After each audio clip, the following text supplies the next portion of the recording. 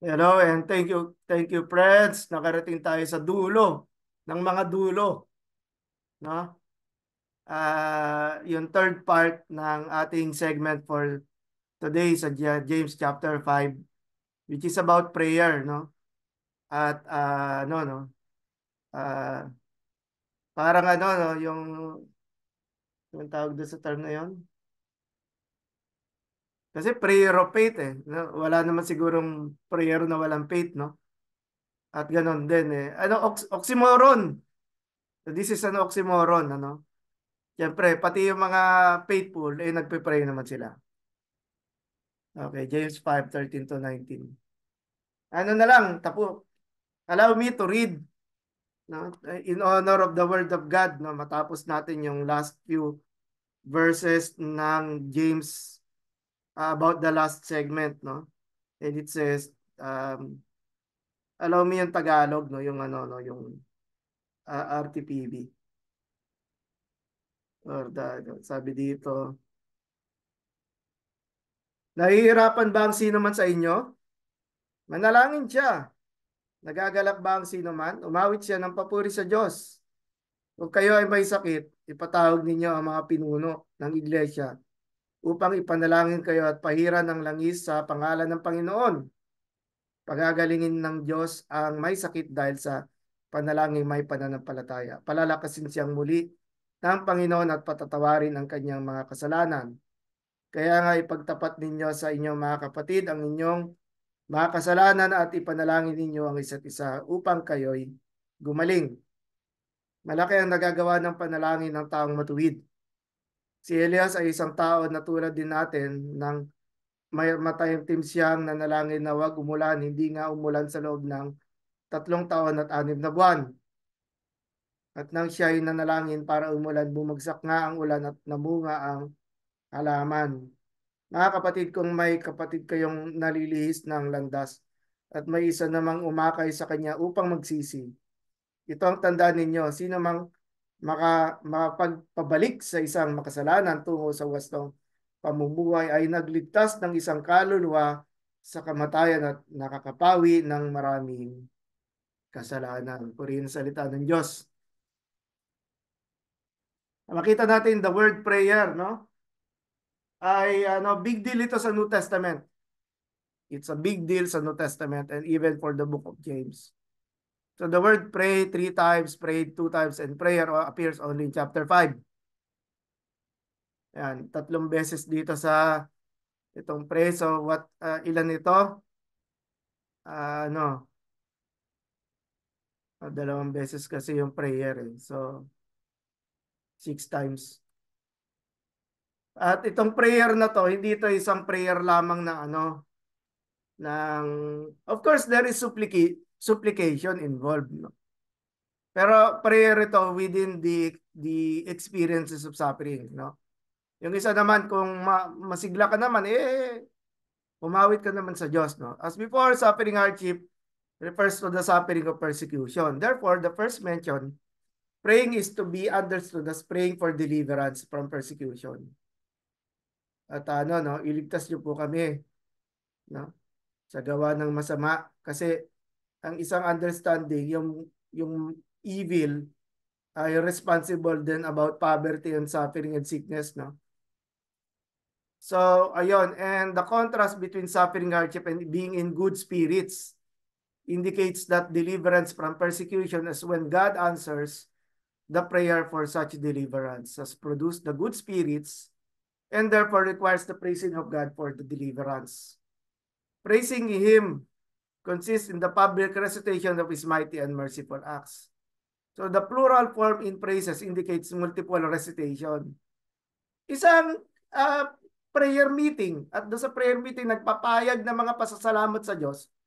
Ayun, no, ano ko na lang, no, flash out ko lang yung picture para makita. Kaya napakaganda ng prayer meetings It is also a public recitation of God's goodness, no? Na tumutugma dito sa sinasabi natin last portion of James about prayer. And the singing of them suits the good spirits. Now again, the suffering to which James refers is not physical illness, but rather hardships and misfortunes of life. Although pupunta tayo mamaya doon sa sicknesses na pwedeng may kinalaman sa suffering, no? So, ano no, mamaya i-try natin 'yon. The verb let him pray occurs for the first time here in the verse but is repeatedly frequently in what follows. The aspect of prayer intended is that of supplication, no? Give us today our daily bread, no? Which is evident throughout the Septuagint and the New Testament in the prayers for the Lord and those who in suffering, no, while in their prayer wept bitterly at love your enemies and pray for those who persecute you.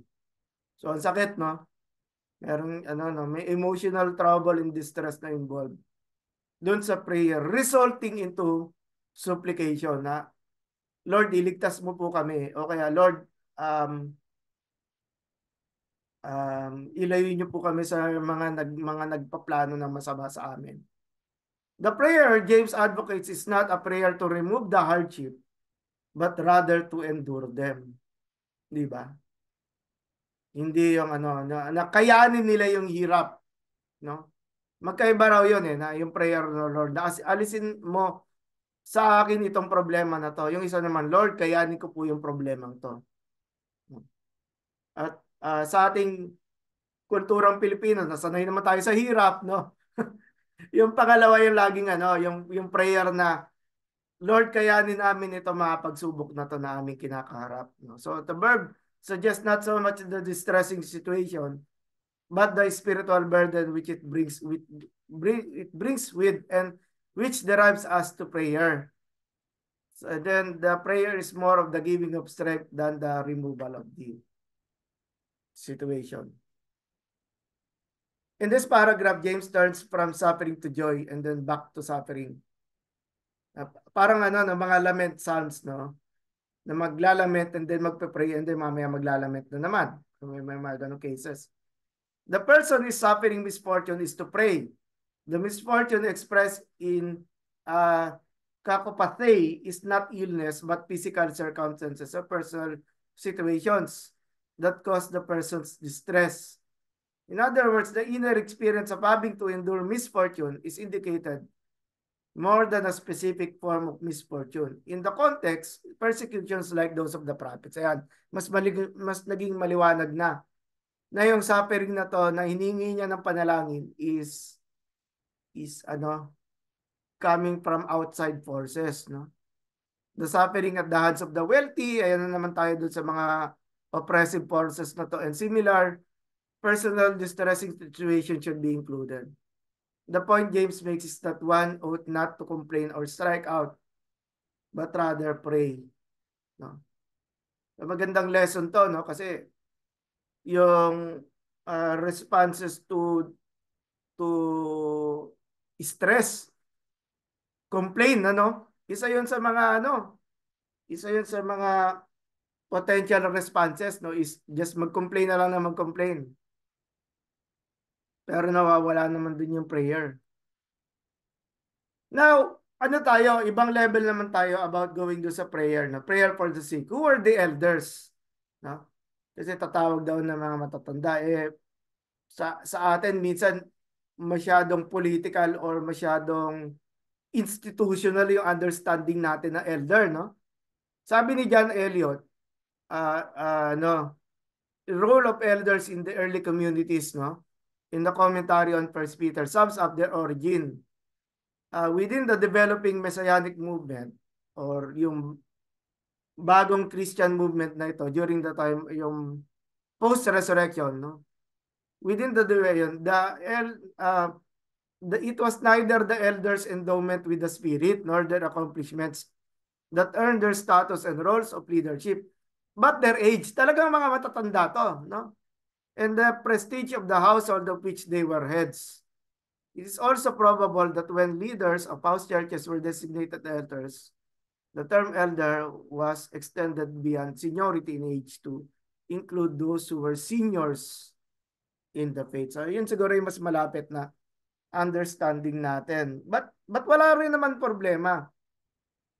Kung within the church, yung natin sa local church natin, ito yung mga ano, no, mga matatandang ano, kasama sa iglesia na ano na ginagalang dahil doon sa uri ng pamumuhay nila na nag-serve as a model, no? Karaniwang ito yung mga pinipili ng ninong-ninang sa mga kasal eh. Yan. So anointing of the sick was a customary practice in both the Hellenistic and Jewish worlds.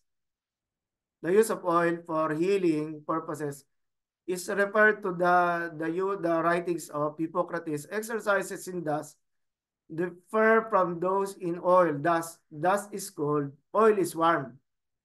In winter, oil promotes growth more because it prevents the cold from being carried from the body. In summer, oil producing excess of heat melts the flesh when the latter is heated by the season, by the oil, and by the exercise. So the Hebrew and Jewish world, there are many references to the medicinal usage of oil. No? And yung kay Josephus, for example, when his physicians decided to warm his body, there and had seated him in a tub of warm oil. In the New Testament, the healing power of oil is also presumed. The anointing is performed in the name of the Lord. At kaya tayo rin pag nagde-dedicate tayo ng bahay, di ba? Nagde-dedicate tayo ng bahay, nagde-dedicate tayo ng bata na nagdidiwang ng kanyang first birthday, di ba? At doon sa ano yan, kapahayagan ng mga magulang bilang pasasalamat sa Diyos na Diyos nagbigay ng buhay yon. Merong anointing.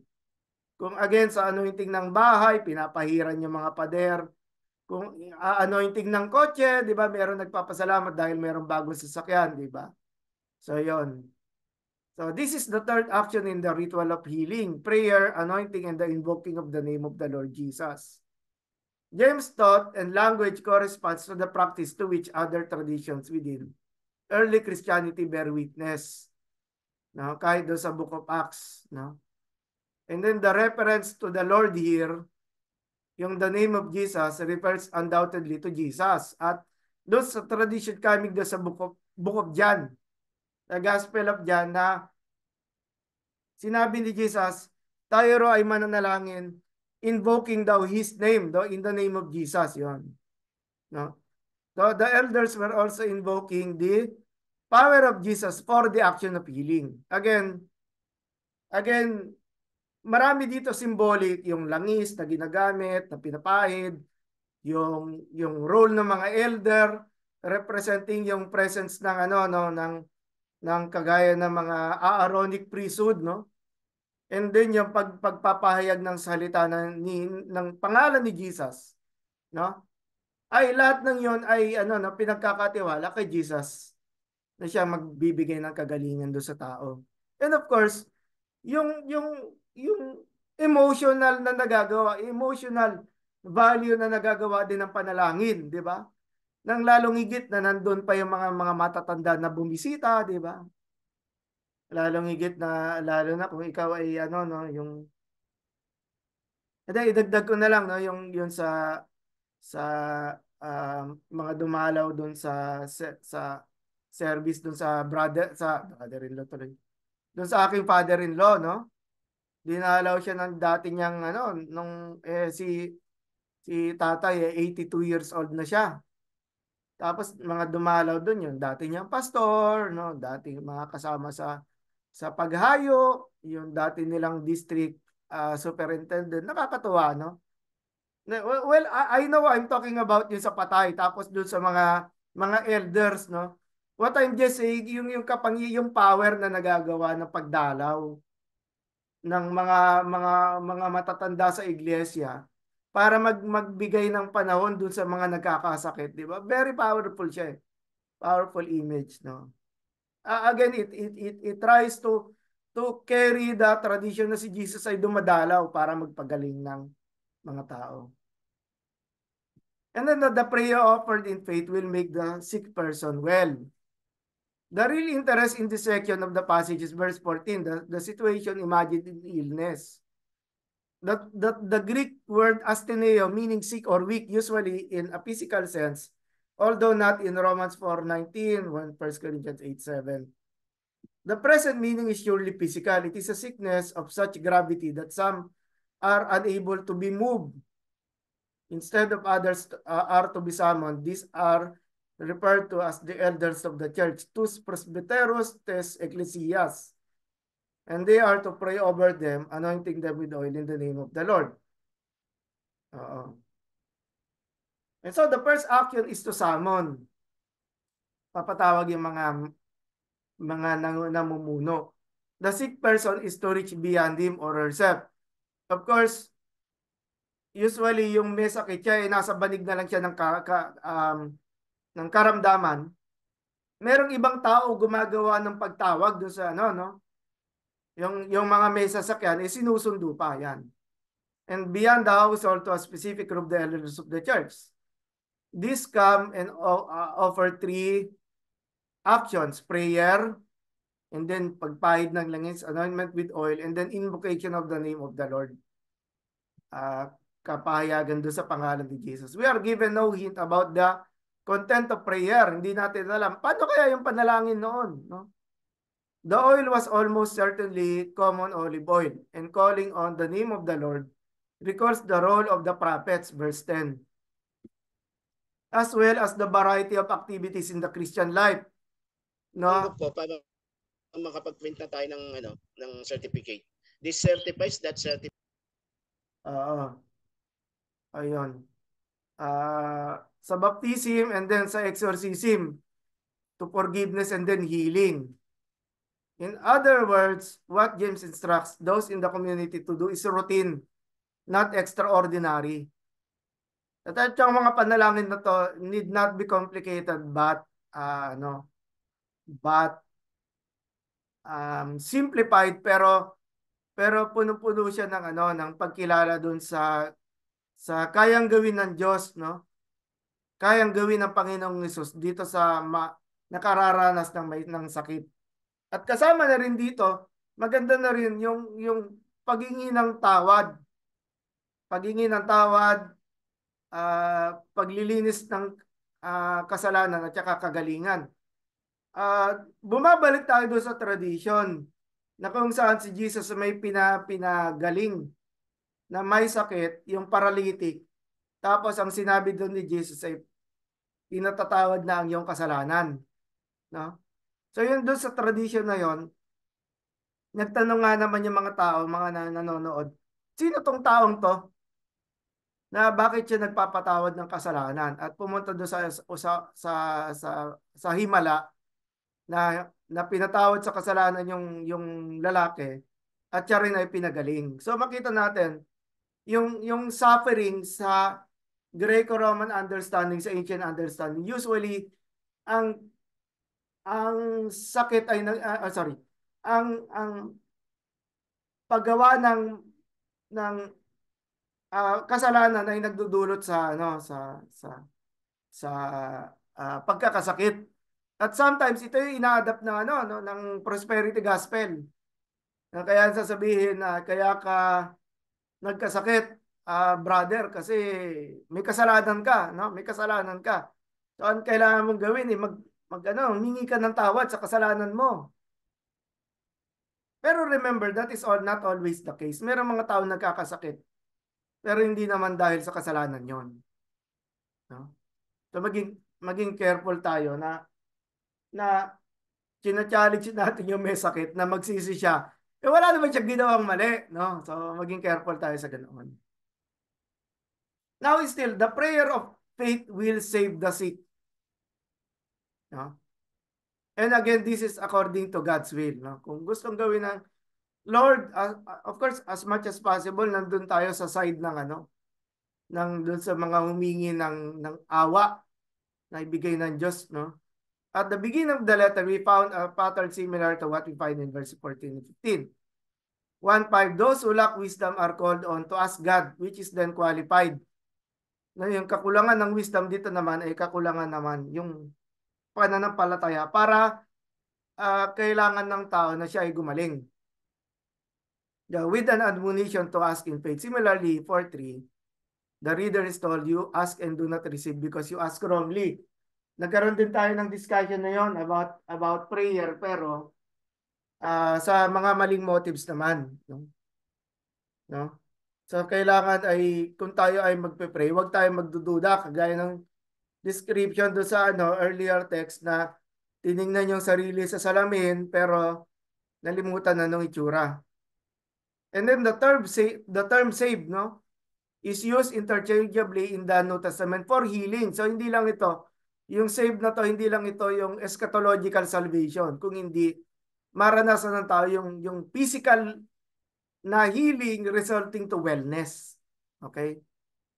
So physical deliverance and then spiritual salvation and then of course, spiritual salvation results dun sa nagkasakit yung tao, hindi niya nakikilala si Jesus, merong mga dumalaw, ibinahagi yung gospel, tinanggap si Jesus, gumaling. Maganda po yon. Hindi po tayo against doon.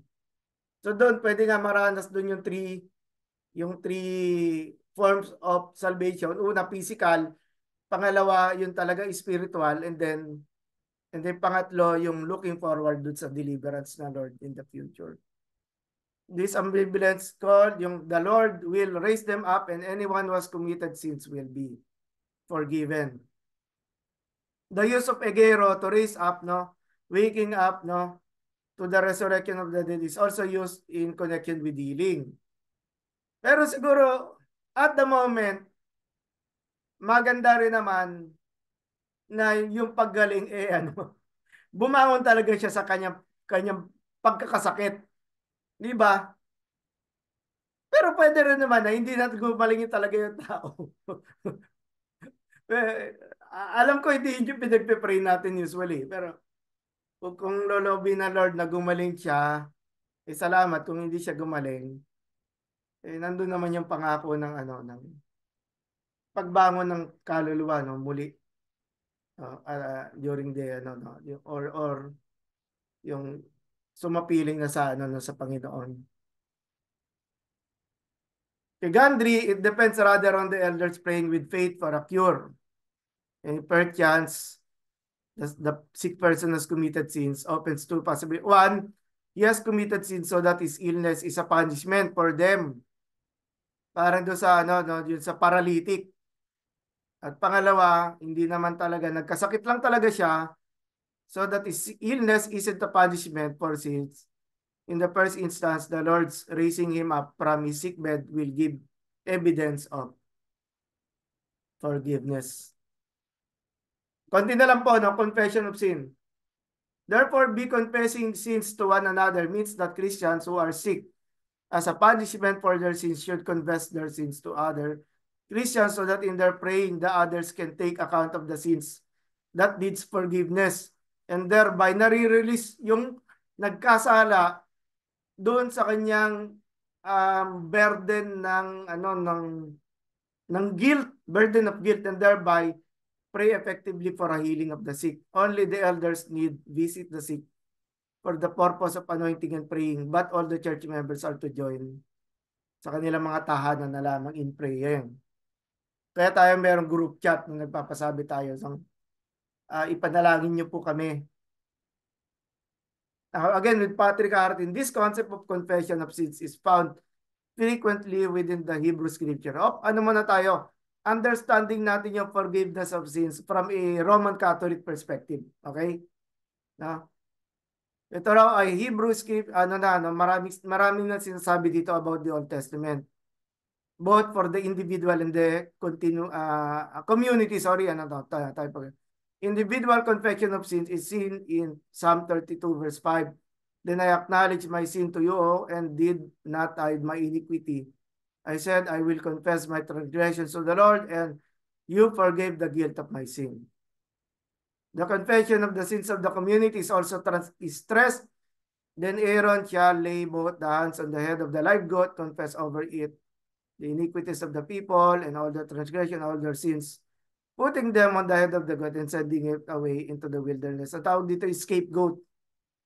No, yung kambing na papakawalan, maglilay ng hands at yung in a figurative sense, yung kambing yung magdadala ng lahat ng kasalanan ng community. Openness and reciprocity are characteristics of this confession of sins. Yung magpahayag tayo ng ating kasalanan sa isa't isa. Of course, not publicly, doon sa mga people na pinagkakatiwalaan natin, no? People na kayang dalhin yung um, confidentiality ng ating nagawa. The consequence of the confession of sins is so that you may be healed. The healing envisaged here is both physical and spiritual. In this second instance, the Greek text uses the plural form of the second person, you may be healed, showing the application of the healing to the entire community. At yung text ay similar sa Sirach 38:9. Sabi dito, my child, when you are ill, do not delay but pray to the Lord and He will heal you. Further complicating the picture is that confession of sin is not mentioned until verse 16. And there as an apparent conclusion, an apparent application, therefore un yung verb, yung conjunction un, na in Greek, confess your sins to one another and pray for one another so that you may be healed. Now, this is not what the reader expect. First, we expect confession to be mentioned prior to forgiveness. Pagpapayag, not after. In the second, we expect that after confessing to one another and praying, one would be forgiven. Mawawala yung bigat. Pag patatawarin siya sa kasalanan niya, mawawala yung bigat, yung guilt na nagpapahirap sa kanya. Not healed. And then, the word frankly one would have expected. And then, verse 8, what we find is an almost complete and seemingly indiscriminate mixing of sin, sickness, confession, healing, and forgiveness, with a little salvation and resurrection thrown in for good measure. Again, ang na-highlight dito, the grace and the kindness of God, yung kabaitan ng Diyos na pinararanas at pwedeng iparanas sa pamamagitan ng kagalingan dito sa tao na nakararanas ng sakit. Alam niyo itong pinag-aaralan, itong last section na to, hindi ito nawawalan ng ano, no? Hindi ito nawawalan ng style, sabi nga. Kasi ang dami nating ipinapanalangin na may sakit. Ang daming taong nagkakasakit. At sabi ko nga, noong Thursday, ako yung humingi ng prayer dahil nga napagod na ako talaga doon sa mga nangyayari for that week na yon. You know? Now we go over to sa prayer ni Elijah. Ginamit si Elijah at 'di ba there were yung mga portraits of men and women of God sa Book of James. Si Abraham, si Rahab, at maging si Job at itong si Elijah. So sabi ni Artin, Elijah was a man, same nature as ours. James brings his argument to a close by citing a biblical example as his custom. The other Old Testament examples, Abraham, Rahab, and Job. James makes many statements about Elijah. The first says that he is a man with the same nature as ours. And then the adjective, homoipathes, meaning suffering like with us, no? Or pertaining to experiencing similarity in feelings or circumstances. With the right yung nature of someone, it creates a bond between Elijah and James. Hearers, readers, in that they all share the same humanity. This is evident from the only other usage of this term in the rest of the New Testament, where Paul and Barnabas appeals to the people of Lystra not to treat them as gods, but as human beings like themselves. Friends, why are you doing this? We are mortals just like you. So, it is a claim na si Elijah ay napaka-special because of how he prayed, yung content na prayer niya and how gathered him. Pero sinasabi dito ni James, pareho rin lang tayo ng karapatan with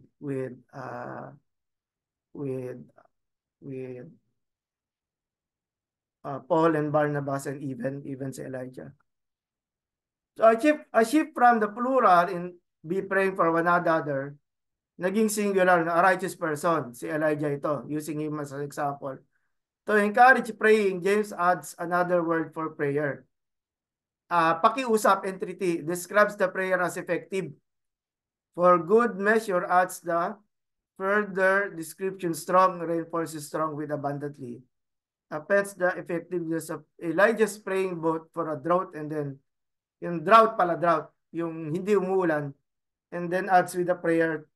So he prayed. Then to make the example of Elijah even more convincing, James describes him not as the prophet that he was but as a human being with sensitivities just like us. No? At naalala ko tuloy yung sa author of Hebrews, no, si Jesus daw is kagaya rin na naging tao, so he is able to sympathize with us, no? And ganun din yung prayer ni Elijah. So the identification between Elijah and James hearers, three things. One, the stress on the same humanity that binds Elijah and James community together, not as some remote or heavenly figure, but kagaya rin lang ng tao. To Elijah is presented as a person of prayer, implying that James community ay pwede nilang sundan yung model ni Elijah. Third, included in the Greek word, same nature is the aspect of suffering na naranasan ni Elijah na drought at saka famine, pero hindi sila pinabayaan ng Lord. And in other words, if Elijah could pray effectively as he did, so you can. Kayo rin, mga kapwa pastor, tayo rin yung image ni Elijah sa prayer pwede nating sundan, no? Well, yet one, First Kings 17-18 doesn't say directly that Elijah prayed for a drought and then it ends. Whereas James says that the drought lasted 3 years and 6 months. Since Elijah's prediction of a drought in 17:1 isn't said to stem from divine revelation, apparently James interprets the predictions based on prayer for a drought because it was during the drought that the Lord raised the widow of Sarephat's son in answer to a prayer of Elijah and apart from any word from the Lord. The Lord did reveal to Elijah the coming end of drought, 18:1. But to demonstrate that the Lord rather than Baal would end the drought. Kasi si Baal sa worship ng mga Sidonians, si Baal daw ay nagpapaulan. Siya yung God na nagpapaulan. Pero dito maliwanag na ang prayer ay kay Yahweh. Si Yahweh ang nagpapaulan. Hindi si Baal. So James interprets this prayer as affecting the end of the drought as well. And just as an infant was considered 2 years old immediately on entering his second year, whereas we consider him 2 years old, yung iniligtas ng Lord, no? Not until it completed the second year. So James interprets in the third year as referring to the middle of what it called the second year, hence 3 years and 6 months. To cap the effectiveness of Elijah's praying, James adds to the sky gave rain. Pero alam natin na hindi si Baal na nagbibigay nun, kung hindi ang ating Panginoon. Ayan. Closing of the subject. Ako very excited ako dito. Kayo rin siguro marahil nakatapos kayo. Congratulations sa inyo. At kung paano nyo pinagtyagaan yung professor nyo. Matagal magturo pero tayo. Wala na lang ako ibang sasabihin ko hindi hallelujah na lang. Hallelujah. Salamat, sir. Nakaka-dream. Oh, praise the Lord. Praise the Lord do sa grace at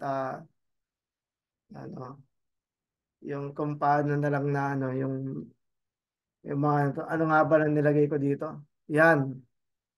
After seeing the big picture of James, how does it affect our understanding about the relationship of faith and works? And then what are the striking themes in James that you remember and appreciate? How is the book of James helpful in building up the Christian life? At baka lang naman, what are the things in James that may be difficult to understand? So, sa area na to pwede pang i-improve ng professor para mas maintindihan. maklarify pa. Okay, ito naman po para sa mga dumadalo. Kayo naman po magsalita. Kuha lang. Hello po. Closing, no? Anything that you wish to say? Actually, hindi naman natin talaga kailangan sagutin yung apat eh.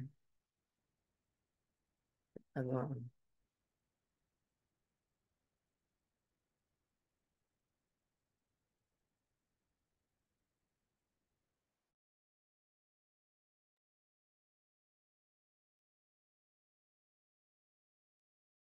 bigyan ko kayo ng time to process.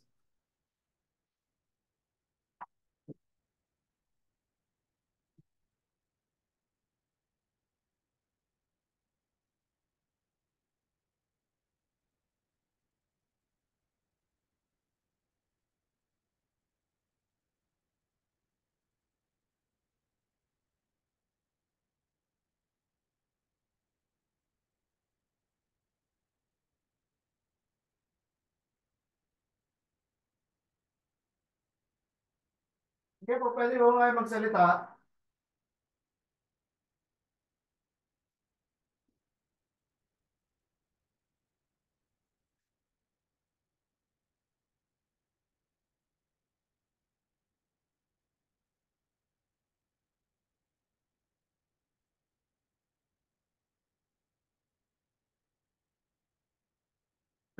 Pwede rin naman kung ayaw niyo na, i-close ko na to. Pwede rin naman. Siguro sir sa akin sir itong ano siguro yung sa number 3 po yung Book of James helpful in building up Christian life kasi parang practicality itong yung tinuturo ni James na talagang dapat matutunan o gagawin natin sa pang-araw-araw nating buhay eh. Yun itong tinuturo niya kagaya ng sinasabi niyo po kaninang yung about sa prayer kasi dapat maging prayerful talaga yung Kristiyano sa pang-araw-araw nating buhay lalo na minsan kailangan tayo bilang Kristiyano kung talagang andoon yung pananampalataya natin sa Diyos. Hindi pwedeng minsan may lalapit sa atin, sasabihin, Brad, pwede bang ipag-pray mo ako? Ayun yung naranasan ko rin yan po, sir, eh. Kasi nung umuwi po ako ng probinsya, yung kumuha nga ng title ng lupa, talagang humingi ng panalangin yung ano, yung maro namin, yung municipal agreement, ano tawag, yung agrimensor. Kaya nakakatuwa na talagang yung itong ngayon nakikita ko yung tinuturo ni James na talagang may kapangyarihan ang kanina gagaya ng kanina yung prayer may kapangyarihan kapag ka yung andun ka sa sitwasyon talagang iniakma ng Diyos kagaya nung nga yung inalimbawa kanina yung binigay na nang hingi ng panalangin yung yung maro namin doon talagang after nung prayer sabi niya damang-dama daw niya yung parang espiritu ng Diyos na nandoon sa kanya. Eh, hindi ko naman ano basta ako nanalangin lang ako nananampalataya na talagang gagawin ng Diyos yung hinihingi niya.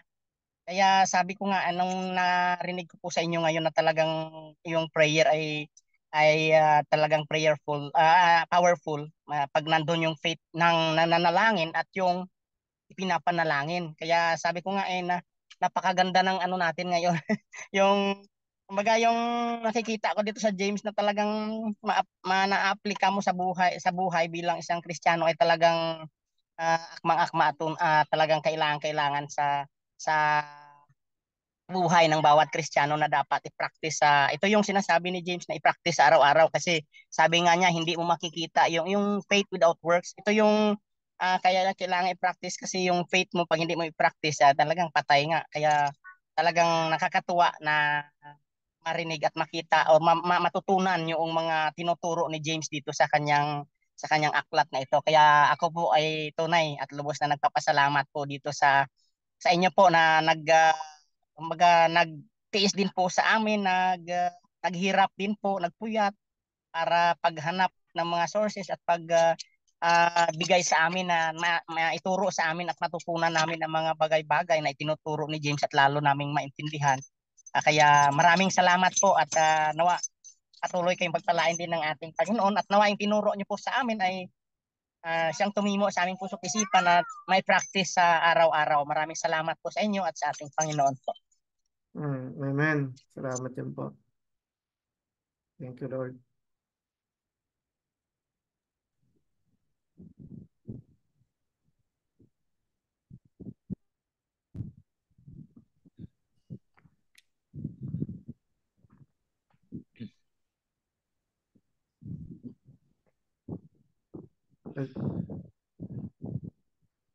Sir, sa akin po yung yung number 1. Yes po, yes Hello. po. Yes po. So dun sa number 1, after seeing big picture of James, how does affect our understanding about relationship? Sa akin sa pagtingin ko sa kabuuan ng mga napag-aralan po natin at doon sa picture nung sa turo ni Apostol Santiago, nagiging mas malinaw yung kaugnayan natin ng pananampalataya at ng mga gawa na itinuturo po dito ni Apostol Santiago na ang tunay na pananampalataya gaya po ng ating napag-aralan ay hindi lamang nananatili sa salita o sa kaisipan, kundi ito ay nahahayag din sa pamamagitan ng mga gawa. Una, binibigyan din dito ni Santiago na ang pananampalataya na walang kasamang gawa ay sabi nga ay patay. Doon sa Santiago chapter 2 verse 17 po yata 'yon, At ikalawa, ang mga gawa ay patunay na ng pananampalataya. Doon sa verse 2:18 at sabi po rito, ngunit may magsasabi, ikaw ay may pananampalataya at ako ay may mga gawa. Ipakita mo sa akin ang iyong pananampalataya na walang mga gawa at ipapakita ko sa iyo ang aking pananampalataya sa pamamagitan ng aking mga gawa. Ibig sabihin po rito na hindi sapat na sabihin may pananampalataya ka, kailangan itong makita sa ating mga ginagawa. Ikatlo siguro, yung ang pananampalataya at mga gawa ay hindi sila hiwalay dapat, hindi sila mag-aaway, kundi magkasama sila parate, magkakibat. Ang magawa ay hindi ang dahilan ng kaligtasan natin, kundi bunga ng ating pananampalataya. Ang tunay na pananampalataya kay Kristo ay ito po yung nagbubunga ng pagsunod sa kanyang mga utos at paggawa ng mga mabuti. Kaya sa aking pag-unawa sa mga turo ni James na napag-aralan po natin, ito po ay nagbibigay diin ng pananampalataya natin at mga gawa ay hindi po dapat paghiwalayin. Ang tunay na pananampalataya ay laging may kasamang gawa at ang mga gawa ay nagbibigay ng patunay sa tunay na ating mga pananampalataya. Kaya maraming salamat po sir doon sa mga naituro niyo po sa amin, sa mga binigay niyong mga materials na talagang magagamit po namin, hindi lamang sa subject na ito, kundi sa mga susunod pa, lalong-lalo na po doon sa mga ituturo po namin sa pulpito at talagang nag-enrich po talaga ng mga knowledge and understanding po namin tungkol dito sa Book of James po talaga sir. Kaya maraming salamat po sir. Opo, welcome po, Pastor Saldi. Thank you po.